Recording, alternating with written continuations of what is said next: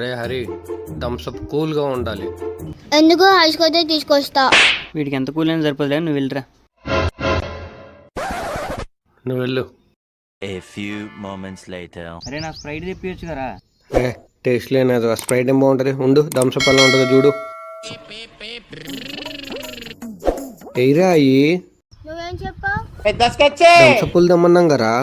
Thums Up ఇయ్యవు. మరి మా డబ్బులు ఎయిరా. ఏం డబ్బులు? ఏం మాట్లాడుతున్నావురా? నరాలు కట్ అయిపోయింది. అదేంట్రా, డబ్బులు ఇచ్చాక పంపించింది. నువ్వేం చెప్పావు?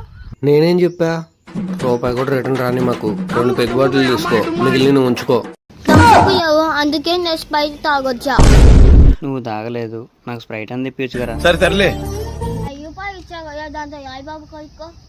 రూపాయలు ఇచ్చా కదా, దాంతో యాయ్ బాబు. ఓ 5 లక్షలు కూడా 2 సార్లు చెప్పర్రా.